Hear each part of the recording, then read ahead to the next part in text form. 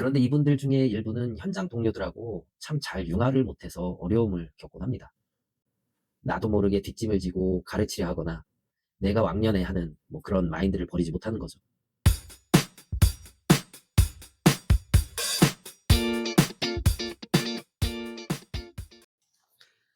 안녕하세요.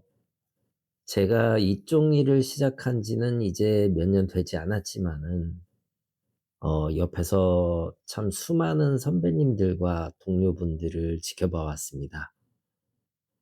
겉으로 보기에는 다들 비슷비슷해 보여도 속으로는 저마다 다른 고민과 사연을 한가득 안고 계시죠.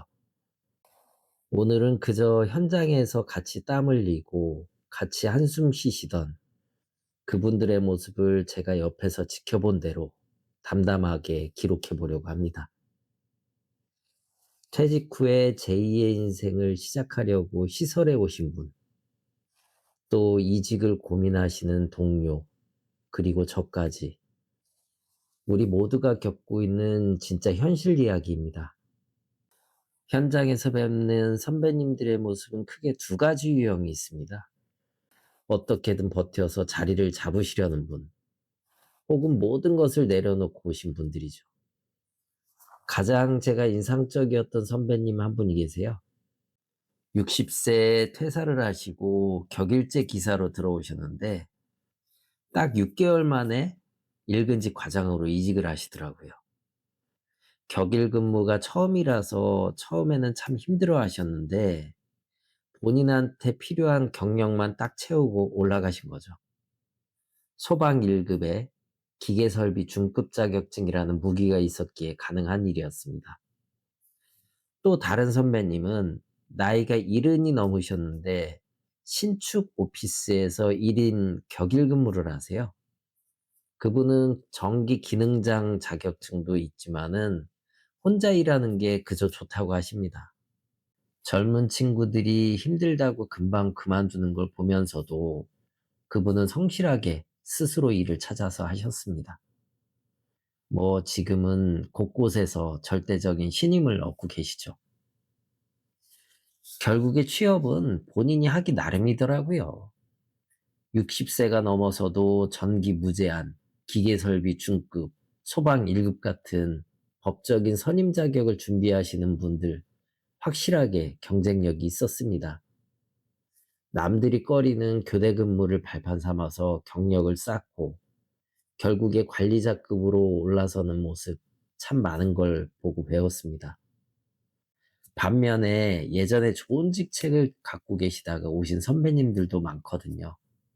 소위 대기업, 공무원, 군인 간부 출신들. 그런데 이분들 중에 일부는 현장 동료들하고 참 잘 융화를 못해서 어려움을 겪곤 합니다. 나도 모르게 뒷짐을 지고 가르치려 하거나 내가 왕년에 하는 그런 마인드를 버리지 못하는 거죠.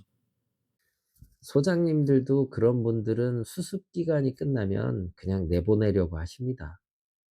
시설 일은 모든 것을 내려놔야 버틸 수 있는 곳인데 그 결이 달라서 적응을 힘들어 하시는 겁니다.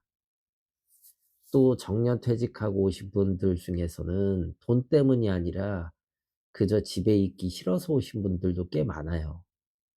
배우자와 하루 종일 같이 있는 게 불편해서 또는 몇 달 쉬어 보니까 노는 것도 지겨워서 갈 곳을 찾아 오신 거죠.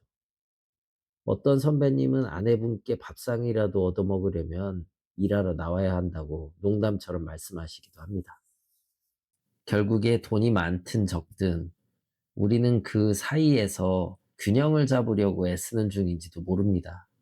이곳의 동료들도 저마다 고민을 안고 삽니다. 특히 일근직에 대한 갈망이 정말 크죠. 교대 근무를 하면 당장 1박 2일 여행도 어렵고 명절 연휴에도 남들처럼 쉬지 못하니까요. 하지만 60세가 넘으면 자리를 골라가기 어렵다는 게 현실입니다. 공공기관은 나이 제한에 걸리고 민원 없는 공공시설이나 연구소는 이미 실력 있는 젊은 친구들이 꽉 잡고 있죠. 결국에 우리가 바라볼 수 있는 건 민원이 적은 업무용 빌딩 정도일 겁니다. 그럼에도 동료들은 쉬지 않고 다음을 준비합니다. 전기기사는 관리자로 올라가기 위한 필수 코스라고 입을 모으죠. 전기 무제한과 기계 고급 선임을 동시에 걸 수 있다면 최근엔 월 400 이상의 대우도 가능합니다. 어떤 동료들은 이렇게 귀띔을 해줍니다. 기술도 중요하지만 동료들과 잘 지내서 근무를 맞교환할 수 있는 그런 인간관계가 이 바닥에선 더 큰 힘이 되기도 한다고요. 저도 이런 선배와 동료들의 모습을 매일 지켜봅니다. 때로는 저보다 젊은 분들의 일자리를 뺏고 있는 건 아닌가 하는 미안함도 들 때도 있어요. 하지만 어떤 선배님은 60세가 넘어서 현장 대리인으로 가셔서 스스로 일의 결과물에 희열을 느낀다고 하셨습니다. 또 어떤 분은 직장 생활이 어떻게 보면 최고의 놀이터라고 회상하기도 하고요. 사실 시설관리직은 겉보기엔 단순해 보일지 모릅니다. 그저 잡부 소리를 들으면서 하수구 뚫고 배관 수리하고 조직에 융화되지 못하면 금방 튕겨져 나가는 그야말로 인생의 축소판 같은 곳입니다. 저도 결국 나이가 들면 그 선배님들 중에 한 명이 되겠죠. 그때 저는 지금의 이 불안하지만 소중한 희망을 계속 붙잡고 있을까요? 아니면 모든 걸 내려놓고 편안함을 찾고 있을까요? 결국에 시설 관리에 오는 분들은 단순한 직장인이 아니라 제2막, 인생 2막을 스스로 개척하려 하는 도전자들입니다. 돈이 전부가 아니다라고 말하는 분도, 돈 때문에 일한다라고 냉정하게 말하는 분도 계시지만 그분들의 공통점은 하나입니다. 바로 멈추지 않으려는 의지죠. 이곳에 계신 선배님, 동료분께 질문을 던지면서 마무리하고 싶습니다. 우리는 앞으로 얼마나 더, 그리고 어떻게 일해야 만족스러운 노후를 맞이할 수 있을까요?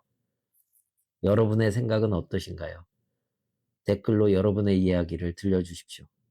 마지막으로 멤버십에 가입해서 저와 같은 방향을 바라보면서 소중한 친구로 동행해 주시는 분들께 진심으로 감사 인사를 전하고 싶습니다. 사실 제가 멤버십 회원분들한테 딱히 특별한 혜택을 드리지는 못하고 있는데 채널 개설 초기부터 지금까지 변함없이 자리를 지켜주시는 분들이 계십니다. 비록 인원수가 많지는 않더라도 저한테는 한 분 한 분이 너무나 귀한 분들이기에 이렇게 영상 끝자락에나마 꼭 제 마음을 표현하는 게 마땅하다는 생각이 들었습니다. 자주 감사하다는 말씀은 드리지 못해서 늘 죄송한 마음이지만 여러분의 응원이 저에게는 정말 큰 힘이 된답니다. 다시 한번 진심으로 감사드립니다.